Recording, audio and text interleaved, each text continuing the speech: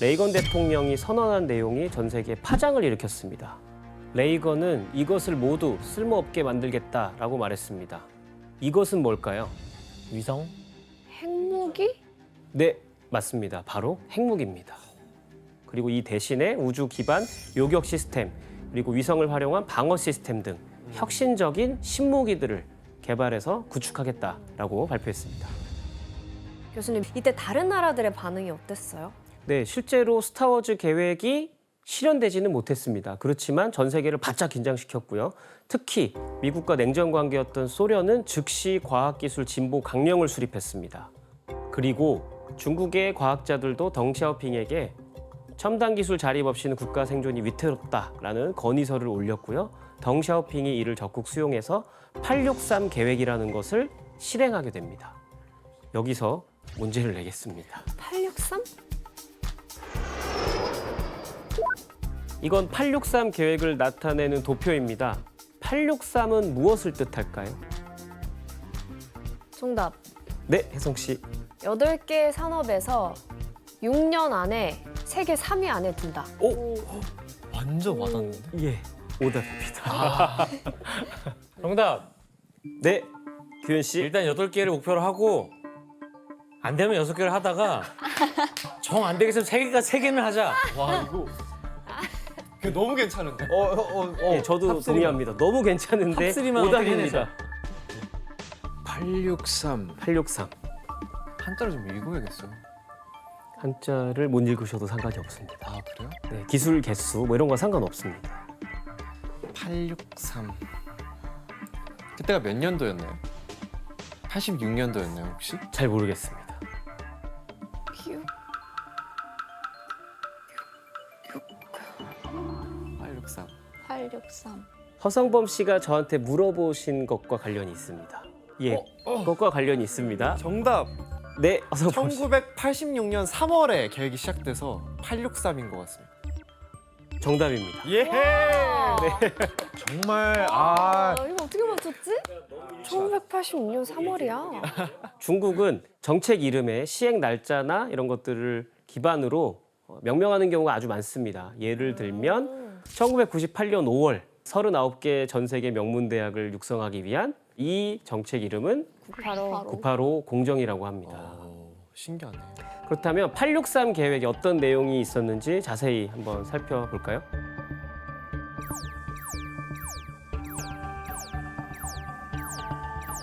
다 첨단 산업들이네요. 진짜 과학이네. 중국은 생명과학, 항공우주, 정보기술, 레이저 기술, 자동화 기술, 에너지, 신소재 같은 분야를 중점 분야로 설정했고요. 자체적으로 경쟁력을 확보할 목적을 담았습니다.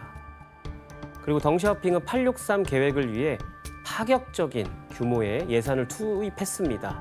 과연 얼마였을까요? 8,630억. 너무 적은 거 아니에요? 그런가요? 8조 정도는 해야 되는 거 아니에요? 8조 6,300억. 중국 돈으로 100억 위안입니다. 미안. 지금 현재 한화로 한 17조, 예, 7천억 원 정도에 와. 이르고요. 당시 중국 정부 전체 예산의 5%였습니다. 그러니까 어마어마한 규모의 투입을 했다라고 볼 수가 있겠고요. 진짜 큰 비율이네. 이러한 국가 주도 정책은 중국의 과학기술이 발전하는 데 결정적인 역할을 했습니다. 그리고 중국이 과학기술을 발전시키기 위해 국가적 차원에서 노력하는 동안 특히 가장 심혈을 기울인 부분이 있었습니다. 교육? 정답입니다. 네, 바로 인재양성입니다.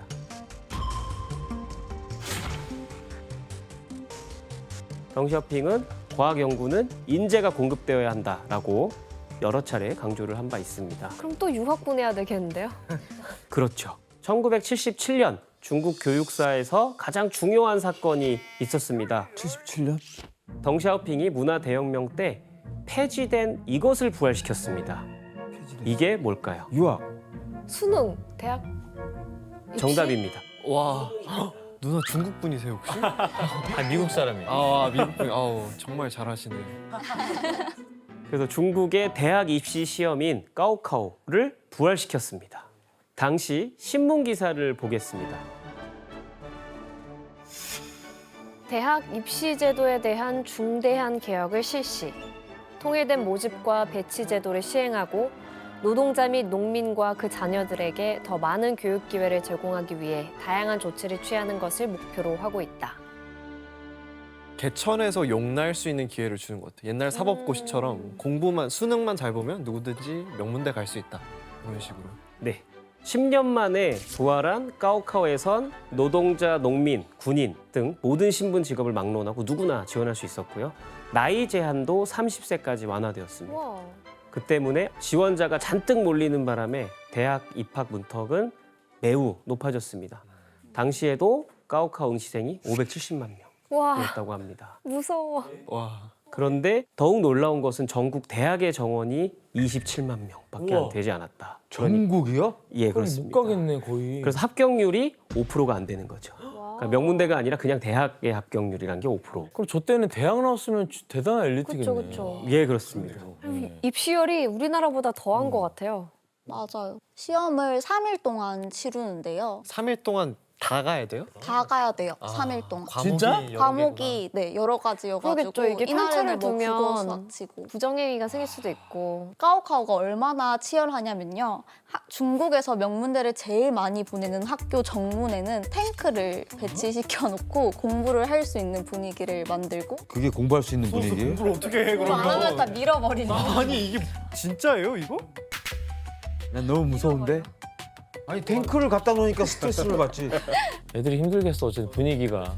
네. 그리고 가오카오를 부활시킨 것에 이어서 1998년 중국은 세계 최고 수준의 과학 인재를 체계적으로 길러내기 위한 프로젝트를 시작했습니다.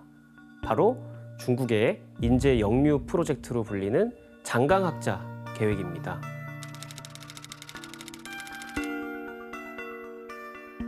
교수님 그럼 중국으로 다시 돌아오는 과학자들에게 무슨 혜택이 있나요? 중국에 돌아오면 일단 연구비 지원, 그다음에 우수한 생활 조건이 당연히 제공이 되었고요. 당시 학자들에게 지원된 금액은 평균 연간 15만 위안, 현재 가치로 환산하면 약 한 5천만 원 정도였습니다. 이는 당시 집을 한 채 살 수 있을 만큼의 큰 금액이었습니다. 이런 프로젝트를 통해서 중국은 해외에서 인재를 영입하고 내부 교수진 수준을 높여서 젊은 학자를 양성하는 선순환 구조를 만들려고 했습니다. 그리고 이때 2004년 중국 과학계의 위상을 바꾼 과학자가 중국으로 돌아왔습니다. 그리고 중국 칭화대의 교수가 되어 인재 양성에 전력을 기울이기 시작했습니다. 누구지? 바로 중국 컴퓨터 과학의 아버지로 불리는 야오치즈 교수님입니다. 치즈. 저희가 이제 컴퓨터 과학계 노벨상이라고 불리는 튜링상까지 수상을 하셨는데 이 튜링상은 세계 최초로 컴퓨터를 개발한 앨런 튜링이라는 분의 이름을 따서 만들었고요. 와 아니 엄청난 사람이 왔네 그러면. 아니 치즈. 기억하기 쉽겠다. 야오치즈. 교수님 그러면 그 정도로 이게 대단한 인물이면 미국에 있어도 될 법한데 굳이 중국으로 다시 되돌아간 이유는 뭘까요? 그 이유는 칭화대에서 야오치즈 교수님을 초빙하면서 굉장히 파격적인 조건을 제시했기 때문입니다. 바로 학과 개설, 교육 과정, 도입, 학생 선발, 교육 모든 과정을 야오치즈 교수님이 맘대로 할 수 있도록 정권을 이름하는 보장한 거야. 것이었습니다. 우리 야오치즈 하고 싶은 대로 다 해. 예, 그렇습니다. 그리고 연구 비용도 제한 없이 무제한이요? 지원하기로 거의 합의를 했죠. 나 같아도 가지. 이 정도면 갈 만한 것 같아요. 그렇다면 칭화대 교수로 부임한 야오 교수님이 가장 먼저 한 일은 뭐였을까요? 연구비 받기. 그러니까 제도를 좀 바꾸는 것부터 하지 않을까요?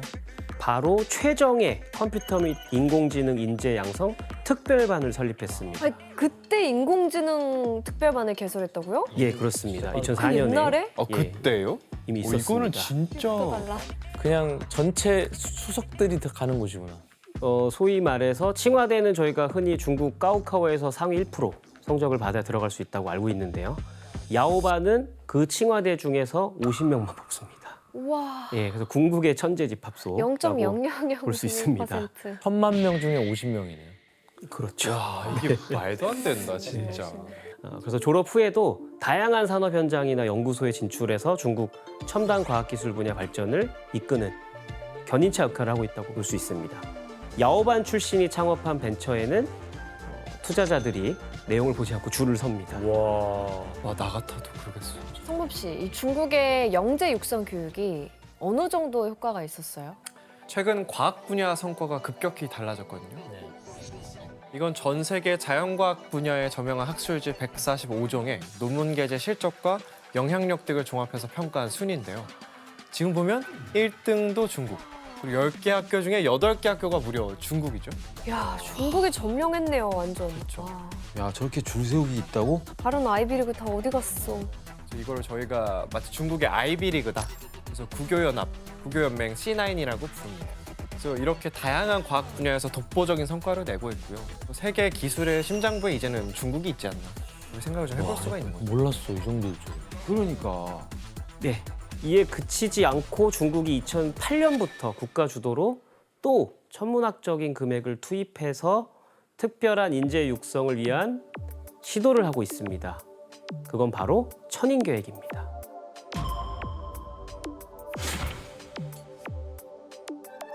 천인계획은 주로 해외에서 엘리트 교육을 받은 인재, 중요한 기술을 보유한 전문가, 세계 최고 대학에서 종신 재직권을 가진 교수를 중국으로 데려오는 정책입니다. 전 세계에서 1000명의 인재를 유치하겠다는 목표 때문에 천인계획이라고 이름이 붙여졌습니다. 천인계획을 통해 중국으로 돌아오는 인재들한테는 엄청난 보상금이 주어졌습니다. 기본 정착금 100만 위안, 연구비 명목으로 최대 500만 위안까지 지급했는데 지금 한화로 한 14억 정도가 됩니다. 게다가 노후를 보장해주고 배우자 취업을 시켜주거나 자녀 교육을 지원하는 것들 포함한 전방위적인 물심양면의 혜택들이 전부 제공이 됩니다. 강제로 데려온 게 아니라 엄청난 보상을 해줬네요. 예, 이러한 대우는 사실은 미국이나 유럽 어떤 선진국에서도 받기 쉽지 않은 대우입니다. 그래서 사실상 백지 수표를 받는 것과 같다라고 표현되면서 사실 많은 주목을 받았습니다. 결국 2018년까지 중국은 10년 동안 펼친 천인 계획을 통해 몇 명이나 모았을까요? 10년 동안? 1000명이에요 1000명. 천인 계획 아니에요? 아, 천인은 매해 천인이라는 뜻이에요. 아 매예요? 그러면은 10,000명 모았겠네요 그러면. 그럼 만인 계획이 됐겠다. 10년 동안 10,000명. 추산으로는 약 7,000명 정도의 핵심 인재를 중국으로 데리고 왔다. 그럼 그게 중국인이 아니라 외국 국적을 상관없습니다. 외국인도 상관없습니다. 외국인도 상관이 없다고. 네, 전혀 상관없습니다. 그런 혜택 다 똑같이 주고 심지어 더 줍니다. 그러니까 전 세계 외국인은 세계에 있는 모든 인재들을 다 데리고 오겠다는 얘기. 예, 그렇습니다. 네. 블랙홀처럼 확 빨아들이는 거고. 그렇죠. 그럼 전 세계 국가들은 그런 인재들을 중국에 안 뺏기려고 할 거 아니에요? 일단은 굉장히 강력한 불만과 반발을 표현했습니다. 그래서 인재들이 유출된 국가 쪽에서는 이 천인 계획에 연루된 자국의 과학자들이 국가 기밀을 빼돌린 탄호 스파이와 같다 이렇게 표현을 하기도 했고요. 미국, 호주, 우리나라에서도 실제 기소가 된 사례들이 꽤 있습니다. 미국의 사례를 보자 그러면 대표적으로 미국 아칸소 대학교의 전기공학 교수였던 사이먼 앙 교수가 있습니다. The FBI says 63 years old Simon Ong received money and benefits from China. The indictment accused Ong of intending to defraud and obtain money and property of United States agencies and the university. 사이먼 앙 교수는 2010년대 중반부터 2020년까지 수년 동안 수많은 연구 결과를 중국 내 여러 기관에 제공했습니다. 심지어 나사로부터 약 65억 원을 지원받은 연구 내용도 중국에 넘겼습니다. 아이고. 와, 이건 범죄네. 그리고 자신의 이름으로 중국에 24건의 특허를 출원하기도 했습니다. 이것은 미국 대학 정책을 위반하는 거라고 볼 수 있겠습니다. 특히 미국 연방정부의 예산 지원을 받은 연구는 대학 소유로 귀속되고 외국 특허 출원 시 반드시 보고를 해야 하는데 사이먼 앙 교수는 자신의 특허를 소속 대학이나 미국 정부에 신고하지 않고 숨겼습니다. 그 때문에 재판을 받게 되었습니다. 처음에 사이먼 앙은 모든 혐의를 부인했습니다. 그러다 어이없이 발각됐습니다. 어떻게 들켰을까요? 아니 지인과의 대화로 밝혀진 게 아닐까요? 네, 맞습니다. 지인에게 보낸 이메일 예. 때문에 들켰습니다. 이게 다 지인한테 나오더라고 모든 것. 지인에게 쓴 이메일 내용을 지원 씨께서 읽어주시겠습니까? 내가 천인 계획에 참여하는 걸 여기선 아무도 모른다. 이거 세어나가면 내 인생은 끝이야. 끝나셨네. 말대로 되셨네. 네. 예, 말씀하신 대로 결국 사이먼 앙은 징역 1년 1일의 실형과 출소 후 1년간 감시받는 판결을 받게 되었습니다. 뭐 밝혀지면 안 돼. 난 끝이야. 했는데 말 그대로 된 거죠. 아니 근데 되게 중범죄 같은데 어떻게 보면 짧게 하네. 1년 그런데 2023년에 미국의 역대급 파장을 몰고 온 인물이 있었습니다. 기사를 한번 보겠습니다. 전 하버드대 화학 교수 찰스 리버 중국 대학에 합류하다. 찰스 리버 씨가 좀 돈을 쫓아서 간 건가? 찰스 리버 교수는 하버드 대학 화학 및 화학생물학과 학과장이자 세계적인 나노과학자였습니다. 학과장님이세요? 네, 화학과의 학과장님이십니다. 그리고 찰스 리버는 뇌에 금속 그물을 심어서 신경 신호를 컴퓨터로 옮길 수 있는 것을 입증하셨는데 이 아이디어가 일론 머스크가 내놓은 뇌와 컴퓨터를 연결하는 뉴럴링크에 결정적인 기여를 했다고 평가를 받고 있습니다. 아, 그렇구나. 대단하구나. 그런데 이처럼 미국을 대표하는 세계 최고의 과학자가 돌연 미국을 배반한 스파이로 낙인 찍혀서 법정에 서게 됐습니다. 바로 약 170만 달러, 하나로 한 30억 정도 되는 돈을 받고 중국의 나노 연구에 협력한 혐의가 제기된 겁니다. 30억에? 30억이면 충분히 버실 수 있었을 것 그러니까 같은데. 아, 교수님이시. 진짜 참. 중국 천인 계획에 의심받는 게 보통 공개된 액수의 10배 이상을 실제로 받는 경우가 많습니다. 300억이라고 생각하면 되는 네, 거죠? 그게 제일 맞습니다. 그렇지. 30억 예, 받고 30억 받고 움직이시는 않으시니까요. 그래, 그러니까. 네, 그래서 미국 연봉이면 이후 찰스 리버는 미국 연방수사국에서 조사를 받았지만 나는 중국과 인연이 전혀 없다라고 반복적으로 진술하셨습니다. 교수님 그러면 그 얘기한 이후로 이 교수님은 혐의를 벗었나요? 아닙니다. 리버 교수님의 주장이 사실이 아니었습니다.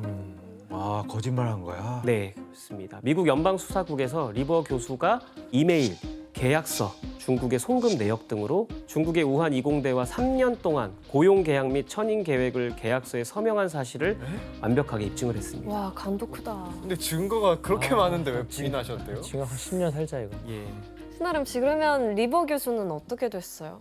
네, 2023년 4월 최종 선고에서 벌금 약 7천만 원과 국세청에 대한 배상금 약 4,800만 원, 그리고 2년 동안 정부의 엄격한 감시를 받으며 생활해야 하는 형을 받았는데요. 그리고 형량이 끝나자마자 중국으로 넘어가서 칭화대학교 최고직급 교수로 공식 임용이 되었습니다. 그럼 지금 중국에 계세요? 중국 대학에 계세요. 중국 국적을 대학에. 바꾸신 것 같지는 않아요. 실제로 칭화대에 계십니다 지금. 그래서 일부 미국 언론에서는 미국이 과도하게 과학자를 범죄자로 몰아서 인재를 잃고 있다라며 비판을 했습니다. 결국 오늘날 미국에서는 중국의 인재 프로젝트를 국가 안보적 차원으로 대응해야 한다는 주장까지 등장하고 있습니다. 이에 관련된 트럼프의 발언을 영상으로 한번 보실까요? 무슨 말 했을까? 기대된다. I mean, you look at what they're doing with the way they steal our intellectual property, our intellectual rights. I mean, it's crazy what they're doing. 미국에서 저렇게 말할 정도면 좀 문제가 예, 심각하지 않게 상황은 생각하게 심각하다고 되는데. 할 수 있고요. 중국이 얼마나 돈을 주길래. 그러니까요. 심지어 미국 국무장관 마르코 루비오는 아메리카 퍼스트, 노 차이나라는 상당히 강력한 표현을 쓰기까지 했습니다. 중국 근대 교육의 시작점이 미국이 반환한 의화단 배상금이었다는 점을 상기하면 굉장히 아이러니한 상황이 벌어졌다고 할 수 그러네요. 있겠습니다. 거기서 시작이 네. 됐는데. 자충수를 둔 거네. 한편으로는 중국의 과학기술 발전이 이제는 미국의 위협으로 인식될 만큼 강해졌다라고 또 볼 수 있습니다.